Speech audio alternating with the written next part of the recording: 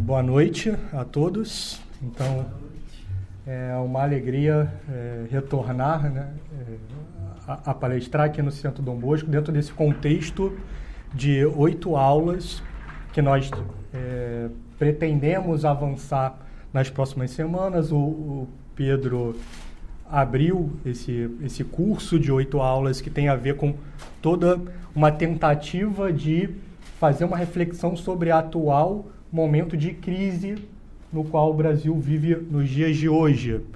Então, nessa segunda palestra, a ideia é mostrar um certo panorama político em relação a, óbvio que sempre com foco na fé, que é o nosso objetivo aqui, mas mostrar um pouco sobre as questões políticas concernentes a toda essa questão relativa ao Covid e ao cenário atual.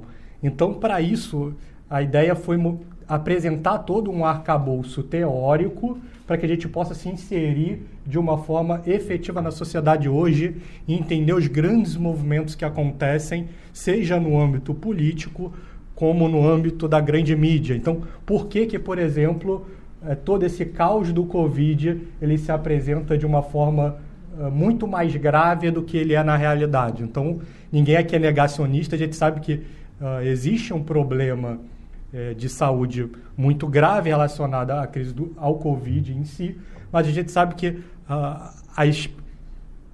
a doença em si, ela, em certo sentido, é inegável também que ela é superestimada e as melhores formas de tratar essa questão também têm sido negligenciadas. E por que essas coisas têm sido negligenciadas? Por uma série de outros interesses que não a saúde pública.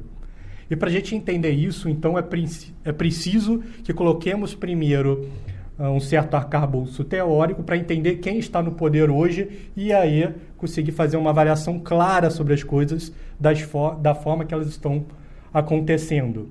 Então, dentro desse sentido, a ideia inicial é falar um pouco sobre a questão política. Então, isso é algo que a gente bate meio que desde a fundação do Centro Dom Bosco. Então, existe dentro do Centro Dom Bosco uma clara atuação em prol do Estado católico e a gente vai falar um pouco sobre o que é isso. E a Liga Cristo Rei também tem essa marca muito forte, ainda que alguns haters tentem ir aí sim para um negacionismo, né? Então, nos acusem daquilo que a gente efetivamente é. É isso o que eu peço. Então, tentar taxar o Centro Dom Bosco de liberal não vai colar. Podem taxar-nos, de repente, de algo mais tradicional, perfeito. Eu vou aceitar com bastante alegria, como um elogio. Mas, por favor, não nos taxem de liberal. Então, a gente sabe que existe uma esfera temporal muito clara nas sociedades e que essa esfera temporal ela é, de algum sentido, que é a sociedade que se ordena ao bem comum. Então, a gente sabe que toda sociedade ordenada, ela logo surge em lideranças que devem tratar do bem comum temporal. Então, a gente está falando aí de questões de saúde, de linhas de comunicação, de estradas, rodovias, de justiça e do âmbito militar. Então, é óbvio que essa esfera do bem comum temporal, ela deve ser ordenada para os leigos, certo? E também existe uma esfera espiritual, porque o homem ele é matéria e espírito. Ele está ordenado, a sua vida deve estar ordenada à próxima.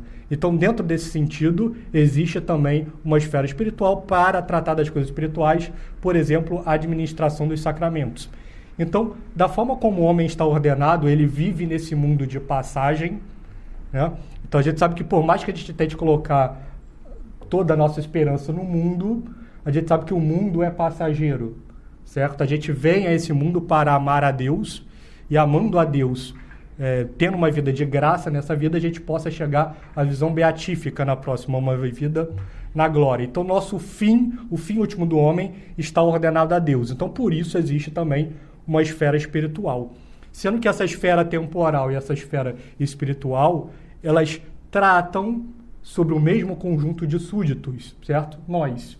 Então, daí que existem certas matérias mistas, como, por exemplo, a questão do casamento, do ensino e etc. Então, nessas esferas mistas, o que a gente tem aí também? Uma configuração muito própria. Então, da questão temporal, da questão espiritual, vai gerar naturalmente uma relação entre esses dois âmbitos, que é o que a gente chama de relações Estado-Igreja, certo? E aí a gente pode tentar dividir isso em 3 grandes grupos. O primeiro grupo é o grupo que todo católico deve defender obrigatoriamente, né? Aquilo que está muito bem exposto na Quais Primas, no Sílabus, em várias outras encíclicas da Igreja, que é a ideia de que a esfera temporal ela deve ser administrada por leigos católicos, certo? Então aí vai ter a ideia de um rei, de um imperador, ou se você estiver numa república, de um presidente marcadamente católico. E na esfera espiritual, então a gente tem aí a autoridade da Igreja. Naquilo que for misto, a esfera temporal deve ser subordinada à esfera espiritual. Então, em toda a questão de legislação de fé e moral, o governante deve legislar de acordo com os 10 mandamentos, de acordo com as obras de misericórdia corporal, as obras de misericórdia espiritual, ajudando a ensinar a verdade, a debelar o erro, certo? Então, daí que o Estado, por exemplo, não pode passar leis abortistas, não pode passar leis de ideologia de gênero, deve favorecer a Igreja, por exemplo, com feriados católicos espalhados pelo ano, deve subsidiar o ensino católico, certo? Em detrimento de todas as demais religiões. Então, essa é a ideia do Estado confessional católico, aquilo que todas as estruturas estão ordenadas a Cristo. O nosso coração, a nossa família, a sociedade, as escolas, tudo ordenado a Cristo, o que é algo muito natural. Então, pensem, existe toda uma justificação nas Escrituras, na tradição, mas antes disso, ela é uma decorrência natural do que é ser católico. Então, se a gente acredita que veio um Cristo, e que ele morreu na cruz, e que ele redimiu o gênero humano, e que fora da Igreja Católica não há salvação, então é óbvio que a sociedade ela deve favorecer essa religião verdadeira. Então, essa é a ideia do Estado confessional católico, mas existem outras relações. A segunda relação é a relação que ela surge a partir da Revolução Francesa. É a tentativa de separação do âmbito espiritual do âmbito temporal. Então, você tem um relativismo religioso profundo, o Estado ele deixa de estar submisso à Igreja Católica e começa a permitir todos os outros cultos, dando um estatuto igual. Então, a partir da Revolução Francesa e com a ideia do Estado laico, você pode ser católico, espírita, protestante, muçulmano, todas essas coisas valem. Então, a gente sabe que a Igreja condenou muitas vezes essa configuração de Estado. E existe uma terceira que é pior ainda. Então, o Estado laico ele já é muito ruim, né? Então a gente está fazendo certas separações, mas a gente precisa entender que ou o Estado, no fim das contas, ou o Estado ele vai favorecer a Igreja ou ele vai atuar contra a Igreja. O Estado laico ele tem uma certa instabilidade que é muito clara e ele tende a degenerar para um Estado mais ou menos repressor ao longo do tempo, ainda mais se os católicos não reagem de uma forma muito efetiva, certo? Então, o terceiro configuração estatal é aquela configuração em que o Estado ele começa a ingerir sobre a matéria espiritual. Então, a Igreja ela passa a ser acorrentada, ele começa a legislar sobre o âmbito espiritual. Isso a gente tem visto, por exemplo, na questão do Covid. Quando o Estado manda as igrejas fecharem as portas, quando o Estado limita a quantidade de pessoas por igreja, quando o Estado recomenda distribuição da Sagrada Eucaristia em saquinhos de plástico, o que está acontecendo aí é uma invasão indevida do poder temporal para cima do poder espiritual. Então a gente entra aí num contexto que é muito chamado de Estado regalista, mas como esse tipo de configuração ele também acontece em regimes republicanos, eu coloquei como um Estado repressor. Então, esses tipos de relação entre Igreja e Estado, eles acontecem de modos distintos na história. Então, a gente colocou 3 exemplos aqui, que é a ideia da gente ir vindo para a nossa realidade para depois a gente conseguir explicar todas as coisas de uma forma muito efetiva. Como é que se deu esse processo dentro do Império Romano? A gente sabe que Cristo então funda a Igreja, etc., com a partir de Pentecostes, os apóstolos se espalham pelo mundo, pelo Império Romano. Isso é muito claro dentro das Escrituras, e a gente tem muitas evidências já de para onde vão os apóstolos, para onde vão os primeiros cristãos, já nos Atos dos Apóstolos e nas cartas paulinas, e mais ainda nos escritos patrísticos. E aí a gente vê como todo esse processo de difusão da Igreja Católica acontece dentro do Império Romano. A gente tem, por exemplo, Santo Inácio de Antioquia, que é um descendente direto do apóstolo João, que já vai dizer onde está o bispo, aí está a Igreja Católica, numa das suas 7 cartas. Então a gente tem esse processo muito claro. Eusébio de Cesareia, na sua História Eclesiástica, vai mostrando como cada uma das igrejas dentro do Império Romano vão sendo formadas. Vai, por exemplo, dizer que Dionísio Areopagita vai ser o primeiro bispo de Atenas. Quem vai ser o primeiro... Vai mostrar que Tito e Timóteo também vão ser bispos de igrejas locais na Ásia Menor. Então todo esse processo de difusão do catolicismo dentro do Império Romano é muito bem documentado. Só que ele acontece em qual relação Estado-Igreja? Numa relação que a gente pode classificar de Estado repressor, porque é aquela era em que Tertuliano vai dizer que o sangue dos mártires é semente de novos cristãos. Então ela surge, por isso que está uma linha vermelha ali, no Império Romano, porque tem a ver com o terceiro modelo de relação Estado-Igreja. Ele surge num contexto de perseguição. E a gente sabe que a luta dos católicos, conforme eles vão ganhando espaço, essas relações elas vão ser muito críticas, mas ainda assim os católicos vão conseguir espaço. E quando que isso muda? Então a gente colocou certos marcos aqui históricos que alguém poderia colocar em outros locais, mas de uma forma didática eu resolvi colocar nesses pontos. Para o Império Romano é muito claro, né? Essa virada ela se dá com Constantino, porque Constantino vence a batalha, assume a coroa imperial. Em 313 d.C., ele assina o Édito de Milão. O que faz o Édito de Milão? Ele dá liberdade de culto para a Igreja Católica. Então, óbvio que ainda não tem essa visão de Estado laico da Revolução Francesa, aí é uma visão antiga, a gente precisa colocar as coisas na sua perspectiva histórica, mas a Igreja Católica ela se coloca num cenário mais próximo do que a gente poderia chamar de um Estado liberal, que é a ideia de uma liberdade de culto. A partir desse momento, a Igreja Católica pode atuar sem pensar em martírio, como outras religiões aprovadas pelo imperador. Então, a ideia é de um certo afrouxamento nessas relações, mas sendo que a gente sabe que os cristãos eles tinham muito claramente isso no coração deles, de que todas as estruturas deveriam curvar a Cristo. Então, esse processo ele vai continuar. Então, do Édito de Milão com Teodósio, a gente tem um segundo édito, um novo édito, que vai tornar a Igreja Católica a religião oficial do Império.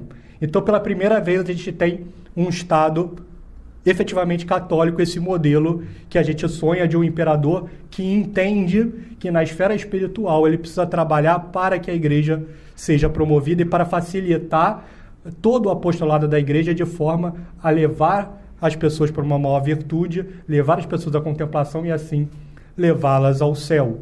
Então, com o Império Romano, a gente tem a primeira cristandade, certo? E a ideia de um Estado confessional católico. Então, aqui a gente tem o primeiro édito, que é o Édito de Milão. Aqui um segundo, que é o Édito de Tessalônica. E a configuração que vai surgir disso é a ideia de um Estado católico.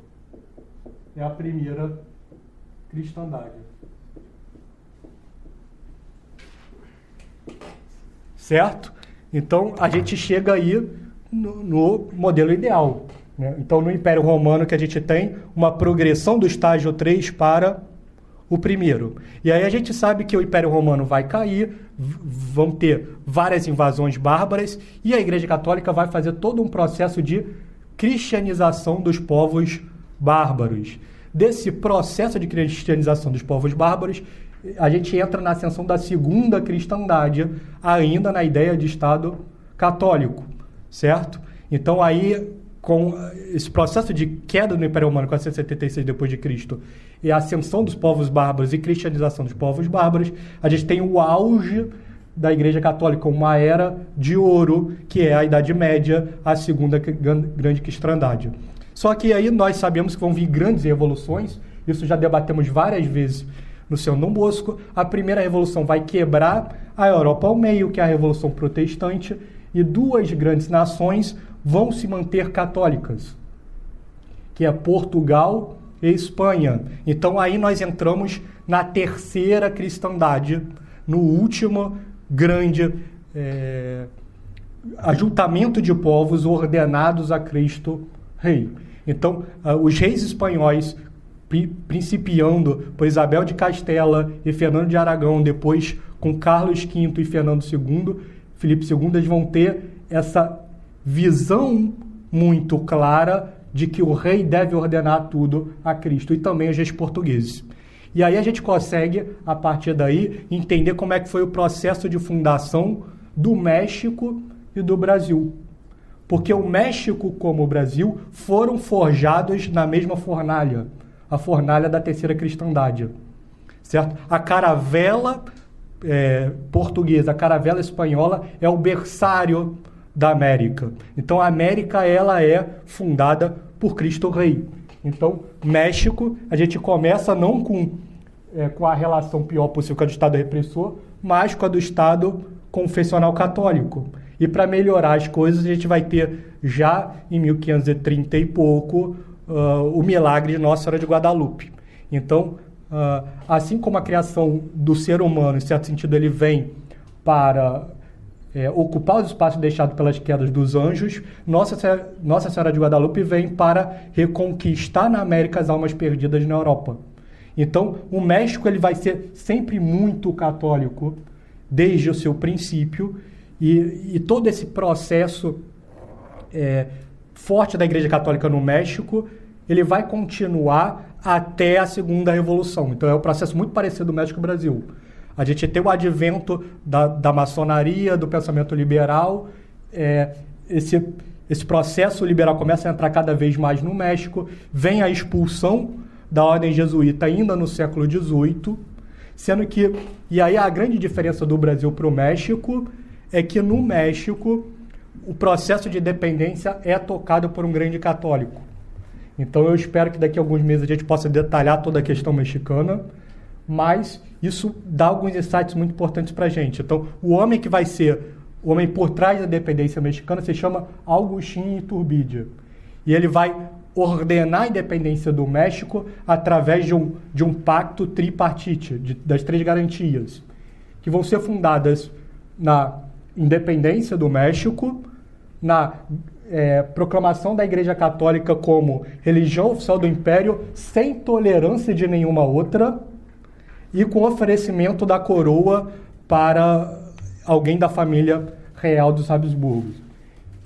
Então, o processo de independência no México é um processo muito católico. O Iturbide vai dizer para o bispo de Guadalajara que ou a Igreja Católica vai ser muito forte no México, na Nova Espanha, ou não vai existir Iturbide.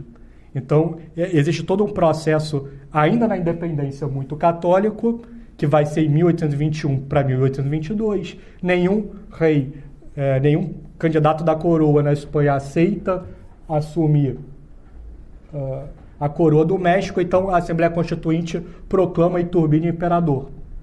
Só que a gente sabe que todas as forças revolucionárias não vão aceitar a presença de um imperador católico no México, vão atuar para que o imperador caísse. Iturbide resolve abdicar do trono, vai para a Europa em 1823, em 1824 ele decide retornar. Só que enquanto ele está voltando, a Assembleia Constituinte do México assina uma declaração de que o Iturbide seria traidor e de que ele deveria ser assassinado. Então Iturbide chega no México e é executado.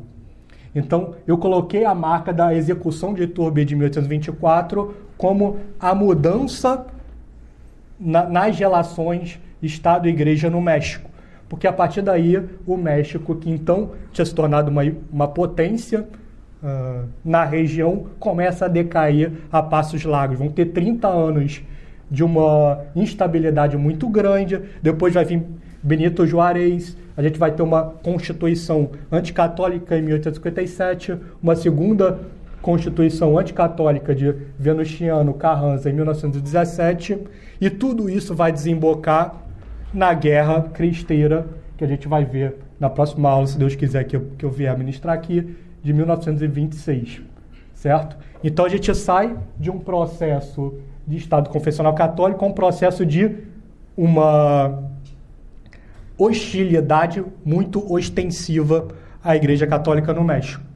E o caminho no Brasil, ele é um caminho, como eu disse, muito parecido em certo sentido com o México, porque o Brasil, como nós sabemos também de várias aulas ministradas no Brasil, é uma nação que nasce com a aliança muito bonita entre Estado e Igreja. Ele também nasce na ideia, no contexto, ele é gestado pela cristandade. Então tudo, como nós vimos em aulas anteriores, na descoberta do Brasil, lembra a Igreja Católica, a época dos grandes estadistas, como Mendes Sá e Tomé de Souza, dos grandes santos, como São José de Anchieta, e até de índios, que foram pessoas muito fundamentais no processo de fundação do Brasil, como Tibiriçá e Araribóia. Então, todo esse processo de aliança do Estado com a Igreja no Brasil, ele é muito bonito. Isso está marcado em todos os momentos. Quando a gente lê, por exemplo, a carta de descobrimento do Pero Vaz de Caminha, que ele caminha para o rei de Portugal, é muito bonito em vários momentos. Então, ele vai dizer ali claramente que nós sabemos que a grande fruto daquela nação que havia acabado de ser descoberta era a alma dos índios a conquistar. E vejam que essas coisas, quando Pero Vaz de Caminha escreve, ou quando algum autor quinhentista escreve, ele escreve expondo aquilo que está na alma dele. Então, é sempre bom tentar fazer paralelos com eventos modernos. Se algum escritor for escrever algo, alguma epopeia sobre algo que tem sido feito hoje, é óbvio que Deus não vai estar dentro dessa equação. E, no entanto, na carta do descobrimento, a cada momento, existe uma exortação de quão precioso seria que o rei empregasse todos os esforços na conversão dos índios. E tem uma passagem que é menos conhecida, mas que eu acho muito bonita também na carta, em que Pedro Álvares Cabral ordena, que é o capitão mor da frota que vem para o Brasil, ordena então que fosse construído o altar, a cruz, etc., para a missa, e durante a comunhão todos os portugueses, então, pacientemente e de forma muito piedosa, preparados para a comunhão. E a gente sabe que existia um grupo de índios ao redor, estava muito calor, Pero Vaz de Caminha comenta na carta de descobrimento, e aí alguns índios ficam inquietos e se levantam, né? E outros ficam de forma piedosa acompanhando a comunhão. Então, de repente, um índio de mais ou menos 55 anos, ele se levanta, chama a atenção dos que estão parados, chama a atenção dos que estão em pés e aponta para o altar. Daquele aponta para o altar, ele começa a falar como que aqui tem algo de divino e aponta para o céu. Então, naquele momento, o primeiro brasileiro entendeu qual era a vocação do Brasil. Amar a Deus e fazer com que Deus seja conhecido do Oiapoque ao Chuí.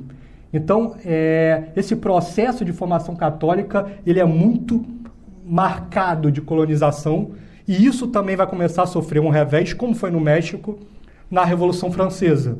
Então, na Revolução Francesa, até um pouco antes, ela vem no Brasil com o Marquês de Pombal. Então, a gente sabe que o Marquês de Pombal vai ser um dos principais fautores da expulsão de jesuítas do Brasil, isso no século XVIII, 20 anos antes da Revolução Francesa, e quando os jesuítas são expulsos do Brasil, de repente o Brasil fica sem a sua classe de professores. E todo o pensamento evolucionário começa a entrar no Brasil. Se o México sobrevive um pouco mais à independência, a independência do Brasil já marca uma mudança de paradigma, porque ela foi executada por forças maçônicas. Então é óbvio que essas coisas não são abruptas, certo? Mas eu estou me servindo de certos marcos, e aqui eu estou seguindo de perto o padre Júlio Maria no seu livro muito famoso, Catolicismo no Brasil, em que ele diz que a primeira etapa do Brasil é a etapa de união e de glória da Igreja Católica, e a segunda etapa é a etapa de escravidão. Então, no Brasil, a gente sai de um verde para um vermelho, certo? De um Estado católico para uma deturpação. O que é essa deturpação? É o Estado regalista, o poder imperial que entra na esfera espiritual de uma forma cada vez mais acelerada. Então, é a época de uma regulação de todos os atos do poder espiritual. O imperador, como a gente contou em outras aulas aqui, vai passar avisos para proibir ingresso de noviço nas ordens religiosas, de forma a extinguir todas as ordens religiosas, vai estourar a questão religiosa que amplamente debatemos no ano passado na campanha Maçonaria Inimiga da Igreja, e todo esse processo de escravidão vai fazer com que a Igreja se retraia muito. Ela é a única, porque o Estado confessional católico ele está na letra da Constituição de 1824, mas ela é oprimida. E é o que vai acontecer com a queda da Igreja Católica, do Império. A gente vai ter um terceiro momento, então. O padre Júlio Maria vai dizer que cessa-se esse período de escravidão e entra o período de combate. Então, na letra da nossa Constituição de 1891, a Igreja Católica deixa de ser a religião oficial da nação. Então, na letra, a República ela quebra com 391 anos de vocação católica do Brasil. E aí, então, 1889, proclamação da República, a gente entra num cenário de combate, mas, ao mesmo tempo, é um cenário de ressurgimento das forças católicas no Brasil. Também falamos muito sobre isso. Veja que a gente consegue ligar os diversos assuntos debatidos no CDB de uma forma muito interessante, porque é a época de vários grandes nomes que nós temos abordados em várias palestras aqui, como Cardeal Leme, Jacques de Figueiredo, Carlos de Laet, Padre Júlio Maria de Lombardia. Então, é uma era de combate, mas é uma era de combate que a Igreja Católica ela consegue ganhar uma força muito grande, certo? Então, a primeira metade do século XX ainda é um momento que a Igreja Católica ela ganha espaço na sociedade. Só que a gente sabe que a segunda metade do século XX tudo vai mudar, porque a gente vai entrar numa época de crise muito forte na Igreja e no Ocidente. Então, no âmbito interno, tem todas as discussões relativas ao Concílio Vaticano II, a Missa Nova, a todos os problemas internos de monges que largam os seus hábitos, os padres que largam a batina, etc. Uma crise muito generalizada no âmbito interno e uma crise muito generalizada no âmbito externo, com o avanço de questões relacionadas do movimento neomarcosiano e de toda essa cultura neomarxista muito marcada, de ideologia de gênero, feminismo, etc., etc.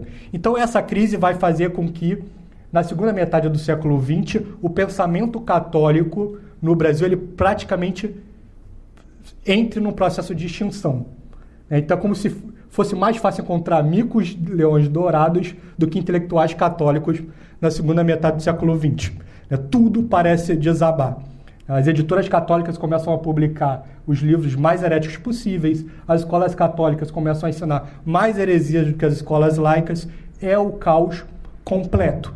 Então é óbvio que, como vai a Igreja Católica, assim vai a sociedade. Se a Igreja Católica vai mal, pior ainda vai a sociedade. Então, ao longo do tempo, esse cenário que a gente mostrou de um Estado laico, que é sempre muito instável, tende a degenerar num Estado repressor. E qual foi o marco dessa mudança que eu resolvi colocar aqui? E aí, a partir daqui é muito importante, porque a gente vai se aproximando dos dias de hoje e a gente vai começar a falar da mentalidade que domina hoje o Brasil. Então, o marco que foi colocado é o de 1995, certo? Então, tem vários marcos aqui. No México, a gente colocou a morte do Iturbide. Aqui está a independência, proclamação da República. Em 1995, Fernando Henrique Cardoso. Por que Fernando Henrique Cardoso? Porque a partir de 1995, então, a mudança ela se concretiza. Entra em cena os movimentos sociais, democratas e marxistas, eles ocupam as estruturas do Estado de uma forma muito forte e conquistam a hegemonia. A estratégia de tomada de poder muda, não é mais aquela pré-queda do Muro de Berlim. O que se fazia na época do comunismo clássico? Você estatizava os meios de produção, certo? Só que isso todo mundo viu que não funcionava. Não funcionava por diversos motivos. Em primeiro lugar, ninguém vai trabalhar feliz para o Estado, ninguém vai querer inovar, não vai existir concorrência, então não vai existir nenhuma pressão positiva para uma maior produção, para uma maior inovação e para a diversidade de produtos. No âmbito de marcação de preços, o Estado comunista ele é muito não efetivo, né? Então, por exemplo, se ele estabelecer um preço de um bem muito caro, o que vai acontecer? Ninguém vai comprar. Se ele estabelecer o preço muito baixo, a gente vai ter escassez. Então, você começa a ter pouca variedade, escassez, etc, etc. Então, não funcionava. E o que esses grupos sociais-democratas começaram a fazer? Não, esqueçam isso de estatizar os meios de produção. Vamos controlar o povo a partir de impostos cada vez maiores. Então, eu não vou estatizar, eu não vou tomar a tua empresa, eu vou tomar o teu lucro. Então, o que começou a acontecer a partir de 1995 no Brasil? Gastos públicos crescentes e impostos crescentes. O Estado se agiganta em cima do indivíduo privado. Então, a gente vê a trajetória de crescimento dos gastos públicos em relação ao PIB, que não para de crescer a partir da ascensão do Fernando Henrique ao poder. Isso é muito claro para a gente, e esse processo ele vai se acelerar com a mudança do Fernando Henrique para o PT, certo? Então, esse processo ele vai ser cada vez mais forte e agressivo. Então, Fernando Henrique, ele ainda, em certo sentido, ele foi inteligente. Por quê? A ideia era expandir os gastos públicos em relação à receita, mas, no final do seu governo, ele fez a lei da responsabilidade fiscal, que consistia em geração de superávites primários de 3,1% em relação ao PIB. O que isso quer dizer? Superávit primário é, simplesmente, o que o governo arrecada menos o que ele gasta, excetuando o pagamento de juros da dívida. Então, qual é a ideia? Eu cresço o Estado, mas eu não vou desequilibrar as contas públicas e vou conseguir comprar todo mundo, tudo bonitinho. Só que aí veio o PT, o que o PT fez? Aprofundou o modelo. Então, a gente entra na época do PT com o Lula e com a Dilma de uma forma muito bolivariana, eu diria. Né? Todo mundo começou, todas as elites começaram a ser compradas. Então, como é que eu compro o Congresso? Com mensalão. Como é que eu compro os artistas globais? Com Rouanet. Como é que eu compro a mídia? Com gastos crescentes de ministérios e empresas públicas em propaganda. Então, como é que eu compro a elite intelectual? Com salários altos, principalmente universidades públicas, incentivando todo um incentivo muito particular e ocupação dessas estruturas. Então, todo mundo, em certo sentido, começou a ser comprado, né? Do pobre, com Bolsa Família, ao estrangeiro, através do financiamento do Porto Mariel em Cuba, e assim sucessivamente. Então, a gente tem uma época em que o BNDES, por exemplo, vai financiar várias iniciativas em Venezuela, Cuba e outras ações amigas, como a Bolívia. Então, a gente tem um processo de aumento do Estado e aumento de impostos cada vez mais gradativo. Só que esse modelo, vai acontecer o que com esse modelo? Ele vai começar a quebrar, porque dinheiro ele é finito, né? Então a gente vê no final do governo Lula para o início do governo Dilma um processo de decadência cada vez maior, deterioração cada vez maior das contas públicas. Várias maquiagens começaram a acontecer, então Lula e a Dilma começaram a passar algumas contas para não contar no superávit primário, então, por exemplo, aquele PAC, o Programa de Aceleração do Crescimento. A partir de um certo momento, todos os investimentos efetivamente feitos pelo PAC não entravam mais na contabilidade como gastos. Então, a gente começou a ter um mecanismo cada vez maior até que chegou às eleições, que eu acho que todo mundo se lembra, que Dilma versus Aécio, em que por um livramento a Dilma venceu. Porque o Brasil já estava quebrado. Para maquiar o superávit primário uma última vez, a Dilma fez as famosas pedaladas fiscais. O que consistia as pedaladas fiscais? A ideia de que os bancos públicos pagam todos esses, Minha Casa Minha Vida, Bolsa Família, etc., para as pessoas, só que o governo federal deixou de repassar para os bancos públicos o dinheiro devido. Então, se o governo federal não repassou, não entra na contabilidade. Então, depois, o Congresso pegou isso para derrubar a Dilma. Então, a gente tem um esgotamento desse modelo, vem o Michel Temer, e aí certas coisas vão acontecer. Então, a gente já está chegando à crise do Covid, né? Mas o que a gente tem aí, que toda essa estrutura, ela foi tomada por uma mentalidade que é muito afim a toda essa concepção de um Estado repressor. Então, é isso que a gente começa a ver. Só que o que a gente percebe a partir de 2013 e 2014, com o início da crise revolucionária no Brasil, massas cada vez maiores da população percebendo que havia algo errado, certo? Então, milhares e milhares de pessoas começaram a perceber, não, isso que o Fernando Henrique está me vendendo, isso que a Dilma está me vendendo, isso que todas essas classes políticas estão me vendendo, está errado, eu preciso olhar para outro lado. Então, de repente, todo mundo começou a tirar o olhar da esquerda e olhar para a direita. É ainda o ideal? Não, certo? Mas várias pessoas começaram a tentar procurar outros personagens. Dentro desse processo, muitas pessoas encontraram a verdade e voltaram para a Igreja Católica. Então, eu tenho certeza que muitos de vocês, por exemplo, vão narrar o processo de volta para a Igreja a partir de 2014 e 2015. Que é esse processo de um certo despertar de toda essa onda revolucionária que então pairava sobre o ambiente de uma forma quase que onipresente. Então, isso acontece no Brasil inteiro, as pessoas despertam, e esse processo de despertar vai fazer com que uma pessoa de fora do establishment seja assada ao cargo de presidente do Brasil. Isso dá uma certa quebra no pensamento revolucionário de uma forma muito saliente. Então, de repente, todo mundo, né, estava orientado para o Estado repressor. Acho que desligou, né?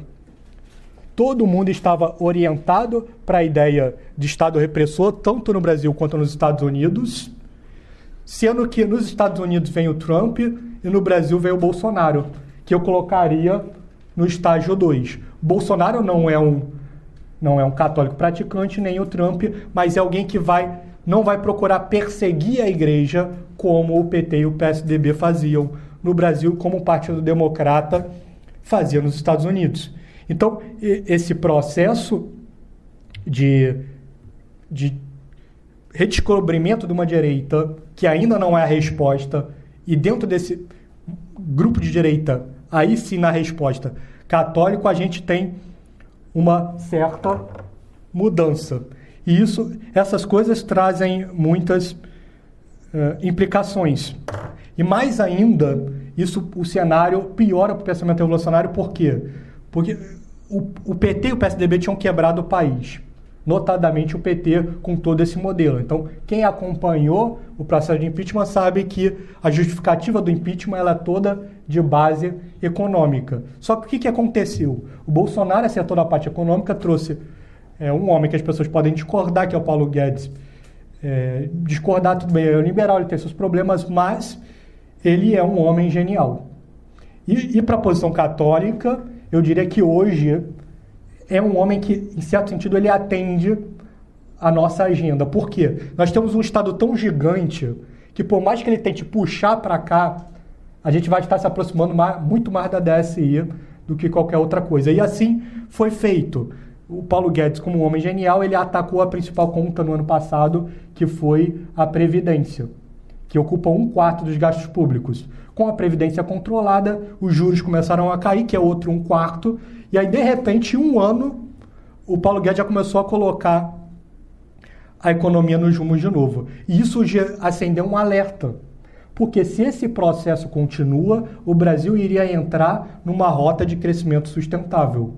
Isso significa dizer para os revolucionários que um governo de direita perpetuaria-se no Brasil por 15, 20, 25 anos, porque aí a gente entra numa década de ouro, eu diria, por causa que o trabalho tinha sido muito bem feito no primeiro e parecia vir muito bem feito no segundo. Só que aí a gente entra na crise do Covid.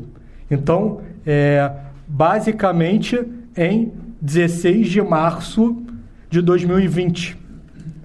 Né? E a gente entra nisso e, para desespero do establishment, tudo que o PT fazia em termos de agigantamento do Estado, Bolsonaro começou a fazer o caminho de reverso. Então, para aprovar a Previdência, isso ficou claro. Por mais que a gente não ache o presidente Bolsonaro o ideal, ele conseguiu aprovar a Previdência sem comprar deputados, algo inédito na história da Nova República.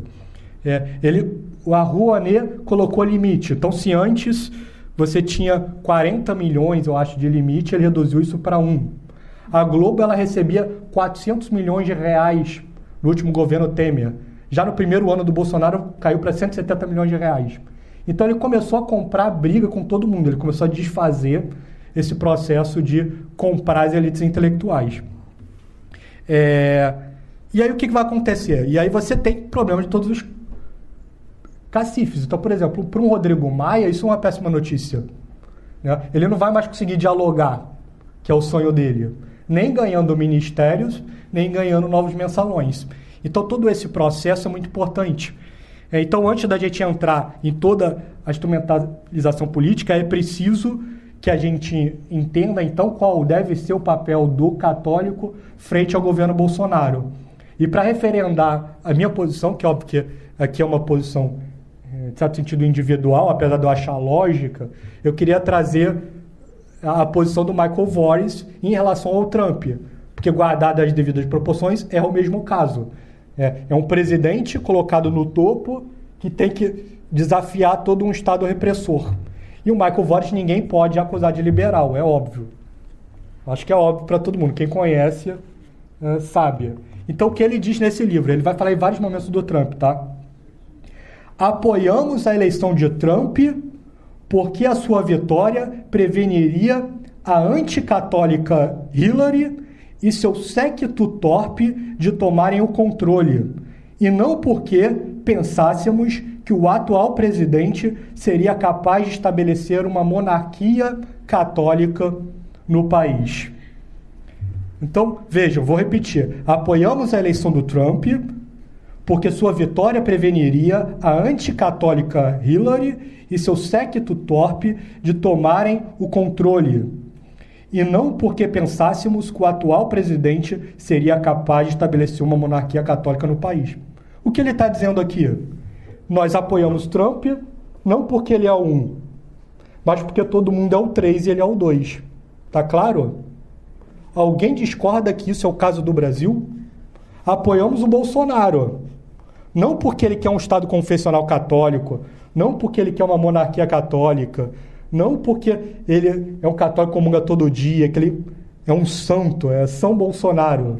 Não é isso. Nós apoiamos o Bolsonaro porque ele não é o Estado repressor. Isso deveria ser claro. Mas se a gente fala isso, não, vocês são bolsonaristas, vocês são liberais, vocês são, sei lá, maçons, vocês são isso. Quando estamos sendo práticos, como os americanos são genialmente práticos. Então você não abre mão dos seus princípios.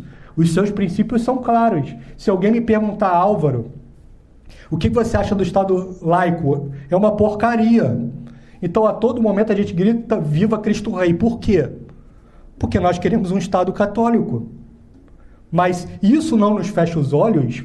Não é por isso que a gente tem que entregar o governo de bandeja para o Boulos, para o Haddad, para, sei lá, Fernando Gabeira, para esses caras. É óbvio que não. Então, enquanto o Bolsonaro for a melhor alternativa disponível, é óbvio que a gente tem que defender o governo e seus acertos, apontando os erros. Mas eu não vou jogar pedra numa pessoa que está apanhando de todo o establishment. Então, isso deveria ser óbvio, mas infelizmente não tem sido. E isso é muito ruim, que os católicos, alguns católicos, e muitas vezes de meios ditos tradicionais, eles sejam tão míopes para considerações de ordem prática, certo? Então, é muito importante que a gente tenha isso em mente. Então, à luz de tudo que a gente viu até aqui, a gente consegue entender melhor a crise atual dentro do conceito do Covid. Por quê? Veio, então, a crise em março de 2020. Então, dia 16 de março, teve a Liga Cristo Rei. Em Curitiba, 14, 15, 16, eu voltei já com toda aquela crise para o Rio de Janeiro. Então, no primeiro momento, há todo um alarme, ninguém sabe o que está acontecendo. Pela primeira vez na vida, pessoas saudáveis são colocadas dentro de um sistema de lockdown. Nas primeiras semanas, a gente poderia até concordar com a pertinência desse tipo de iniciativa, todos são presos. Só que o que vai começar a acontecer aí? A partir da primeira, segunda, terceira semana, a classe política percebe claramente que a recomendação de um lockdown, a extensão de lockdown ao longo dos meses, lhe favoreceria enormemente. E aí a gente precisa entender, dentro desse contexto, o porquê. Os políticos que a atual sociedade brasileira produz são católicos? Não. Aquela coisa do político católico da Idade Média, que está preocupado com o bem comum, um São Luís Rei da França, que dizia que ele trazia para sua mesa de jantar sempre moradores de rua, e que se um morador de rua não conseguisse comer a comida por completo, ele pegava o prato e comia os restos do mendigo. Isso de um rei, um estadista santo, como São Thomas More, com a própria Isabel de Castela, isso acabou, certo? Então, o que a gente tem hoje? Uma classe política formada dentro de um contexto de pensamento revolucionário. E o que isso implica? Implica que ele vai ter a visão de bem comum, ele vai ter uma visão de bem espiritual, ele vai ter uma visão do próximo. Não. É preciso que a gente entenda, para a gente conseguir entender a crise de uma forma clara, é preciso entender a coisa com a chave que eles leem. Ou seja, o que interessa para eles? O ganho próprio. Então, por isso que eu coloquei até uma frase aqui, chave de leitura. O político e as grandes mídias são, eu colocaria aqui, egoístas. O que vale?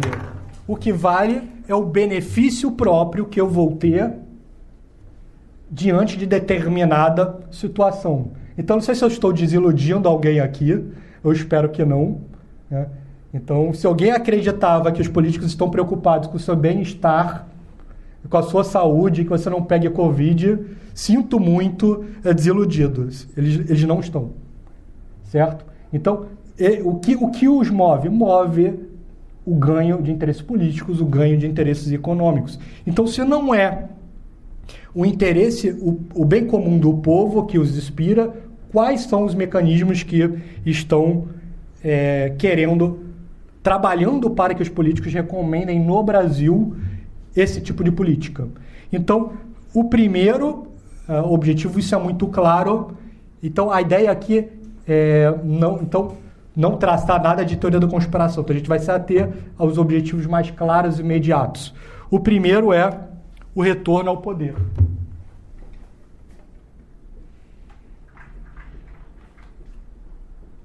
Via quebra do governo federal.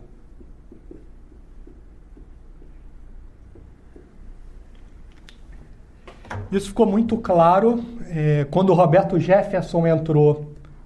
Perdão por citar Roberto Jefferson, mas ficou muito claro naquela denúncia do Roberto Jefferson. Já era claro antes. Mas em que consiste isso? Por isso que toda essa preocupação de colocar vários arcabouços teóricos para a gente conseguir entender essa crise de uma forma mais clara. A gente sabe como que a Dilma caiu. A Dilma caiu pela quebra econômica do governo federal, certo? Déficits crescentes, pedaladas fiscais, etc, etc. Qual foi a primeira preocupação do governo? Acertar as contas. Como é que eu faço para o Bolsonaro cair? Eu quebro de novo. E como é que eu garanto que o Bolsonaro quebre? Simples. Pressão para fazer todos os custos do Covid serem concentrados no âmbito federal. Vejam que sacada genial. Isso começou a acontecer por várias formas. Então, uma delas é o quê? Tentar garantir com que o governo federal pague essas bolsas, né, para o Brasil inteiro. Então, já teve 1, 2, 3 rodadas de bolsas. E a segunda é a transferência, a compensação. Então, foi isso a grande denúncia do Roberto Jefferson, a compensação do governo federal da perda de receita dos governos estaduais e dos governos municipais. Então, qual é a ideia? O governo municipal, por causa dos negócios fechados, perdeu receita de impostos. O governo estadual também perdeu. E aí, qual era a ideia do projeto do Rodrigo Maia? Tudo que os governos municipais e estaduais perderam, quem vai ter que transferir? O governo federal. Assim, quem é o único cara que quebra na história? A esfera federal. Óbvio que tudo isso tem uma conta. Quem vai pagar a conta? Nós. Certo? Mas eles conseguem o objetivo deles. Vejam que não é preocupação com o meio comum aqui. Então, o primeiro movimento, isso tem sido muito claro, é isso, é pressionar os gastos públicos do governo federal cada vez mais. E a segunda é mais clara ainda, que é a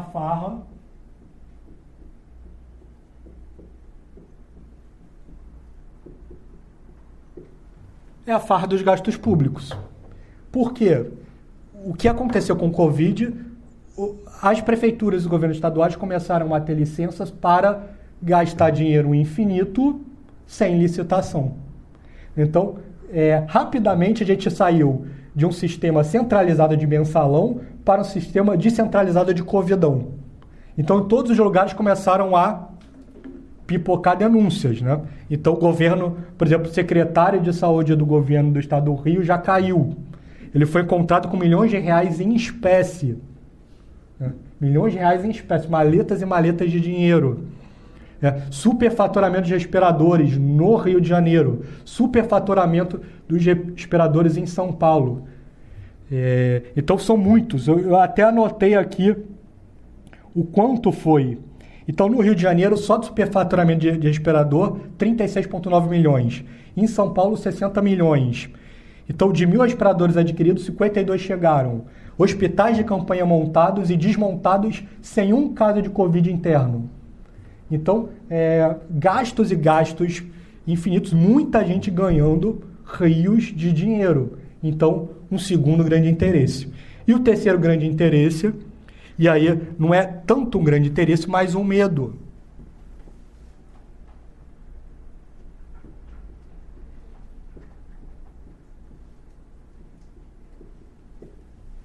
É o medo da grande mídia. Então, além disso, você tem toda uma pressão da Globo, Folha de São Paulo e outros meios de comunicação para manter os governadores e os prefeitos o máximo de tempo possível recomendando políticas restritas de lockdown. Isso de uma forma muito crescente, certo? Então a gente vê certos movimentos na política e vê certos movimentos também na grande mídia. E a grande mídia tem duas questões que eu diria que estão pautando toda essa pressão da Globo de você precisa ficar em casa, etc. Covid de manhã, de tarde, à noite, na hora de dormir, corujão. Então, até a dublagem do filme entra Covid, você não sabe por quê.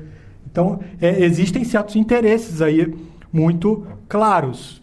E aí, um deles a gente já antecipou,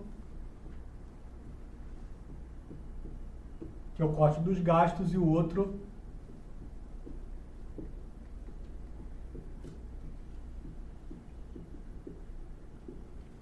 os interesses globalistas. Me parece que existem duas forças aí. Uma delas é que a gente sabe que a mídia ela tem se direcionado muito em relação para onde tem sido direcionado o dinheiro público. Então, o governo federal, como ele fez um corte muito forte em patrocínio e mais ainda na Globo, isso fez com que a Globo, Folha de São Paulo e outras mídias colocassem uma oposição cada vez mais acentuada. Isso me parece muito claro. ao passo que outras mídias não. Porque o Bolsonaro, além de restringir muito os milhões de reais direcionados para a Globo, o que ele fez? Ele começou a, proporcionalmente, direcionar muito mais recursos para a Record, Band e Rede TV. Então, hoje, por exemplo, a Record ela recebe mais do que a Globo, infelizmente. Assim, são duas porcarias, né? Mas o Bolsonaro ele fez esse movimento, ele destruiu as receitas da Globo e mudou o share dos investimentos estatais em mídia, tirando da Globo e colocando nos outros canais de televisão. Então isso faz com que também a Record tenha uma postura muito mais favorável. Então vejam que é todo mundo aí pensando nos seus interesses particulares. E a questão de interesses globais, esse é sempre o mais difícil, porque a gente sempre corre o risco de entrar em teorias conspiratórias, são movimentos muito complexos, que exigem uma leitura muito grande. Mas a gente vê certas influências claramente. Então, por exemplo, quando a China compra parte da Band, ou então toda a postura da Globo contra a hidroxicloroquina. Então, a gente sabe que toda essa questão da hidroxicloroquina ela é muito clara, porque a gente tem uma verdade muito clara. A grama é verde. Se alguém está dizendo que a grama é azul, então é para ligar um certo sinal de alerta aí. Certo? A gente sabe que a hidroxicloroquina, azitromicina, zinco, etc., são medicamentos que são utilizados para outro tipo de conjuntos de doença. Sempre que a gente vê um médico expondo essas posições, eles expõem o porquê. Então, existe até um mecanismo, né, que é a ideia de variação do pH que inibe a replicação viral. Então, que por isso a hidroxicloroquina deve ser administrada nas fases iniciais. A gente tem estudos internacionais aplicando nas fases iniciais. Isso há uma melhora significativa dos quadros, etc, etc. São remédios que não são utilizados, já são utilizados há muito tempo em outras doenças, até como profiláticos, etc, etc, etc. E aí, de repente, a Anvisa começa a mudar para você só precisa comprar agora, para comprar remédio agora tem que ser com prescrição médica, etc. Todos esses remédios são demonizados. Agora, a vacina nunca testada da China, essa pode. A vacina nunca testada do Bill Gates, essa vai dar certo.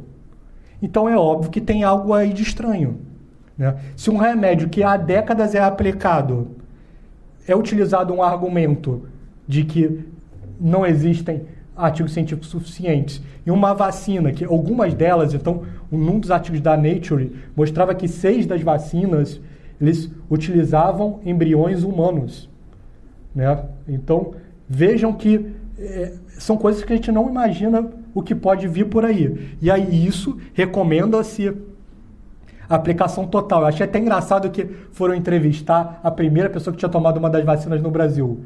Aí ela falou, eu tô com febre, tá doendo, mas eu tô bem. Como assim?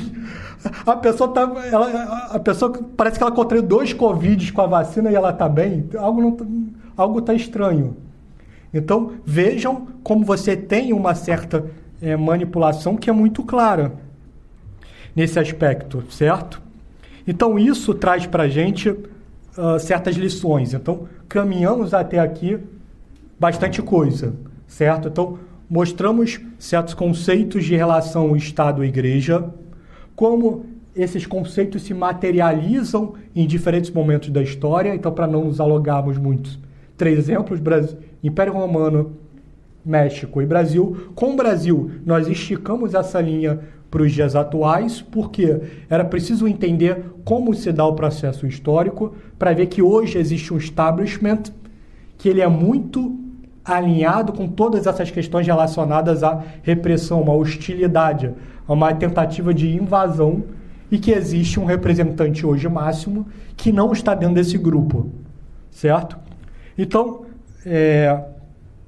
isso traz, eu diria, 3 grandes ações que nós podemos pensar. Então, a primeira, que eu diria delas, as 2 primeiras são ações de curto prazo. Então, a primeira é que, na minha concepção, o católico ele não deve ser tímido na defesa do atual governo. Então, é sempre expor qual é a nossa posição. Qual é a nossa posição? A defesa da doutrina da Igreja nas relações Estado e Igreja. Ou seja, que nós defendemos a ideia de um Estado confessional católico, de um Estado que legisle de acordo com os mandamentos da Igreja, que favoreça a religião verdadeira, mas que, no atual estado das coisas, a melhor alternativa disponível é o governo Bolsonaro. Então, é a defesa daquela pessoa que está colocando as mãos no muro para o dique não desabar, certo? Então, eu não teria medo de dizer que é preciso uma certa defesa do atual governo. Então, curto prazo,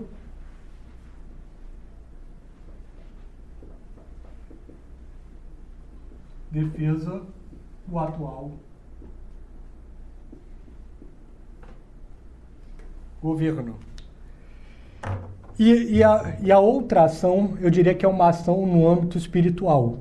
Então, nós não podemos nos conformar mais com uma igreja de internet. Nós precisamos pressionar para atuar dentro da medida do possível para a volta e o retorno dos sacramentos e para conscientizar os leigos, os padres e para conversar com os bispos de modo que a gente não permita mais novas invasões do poder temporal no poder espiritual. Então, essas iniciativas de um Estado repressor, do Estado dizer quando que a igreja fecha, quando que a igreja abre, qual é a lotação, qual é as práticas que são adotadas, etc, etc. E aí eles vão colocando, porque é uma elite que tem uma visão revolucionária, marxista, e que deseja a destruição da igreja, coloca a igreja como serviço menos essencial de todos. Então, deve ser uma ação no sentido de normalização dos sacramentos, certo? Então, a gente precisa mostrar para os leigos, conversar com os padres, conversar com os bispos, para que a igreja retorne ao normal. Então, eu diria que essa é uma outra ação de curto prazo muito relevante. Retorno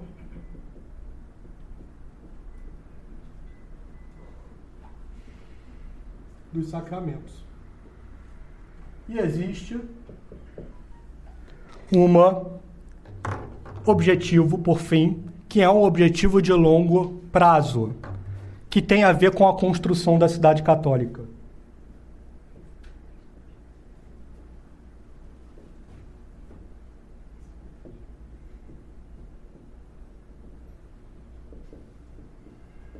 O que quer dizer isso? Então, nós vimos que o Bolsonaro ele é o mal menor, ele está lá segurando o dique. Só que enquanto tem alguém segurando o dique, que é o Bolsonaro e essa direita mais expansiva, etc., é preciso que exista um grupo organizado de católicos que produzam uma elite católica. É preciso que a gente volte com as editoras, volte com as escolas, volte com a formação de intelectuais católicos, com as universidades, com as famílias católicas.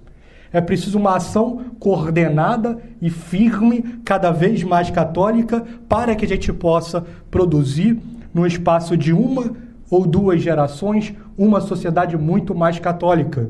Quem sabe, num intervalo cada vez maior, a gente conseguir chegar no cenário ideal de uma nação largamente recristianizada e um Estado confessional católico na letra de uma Constituição reescrita.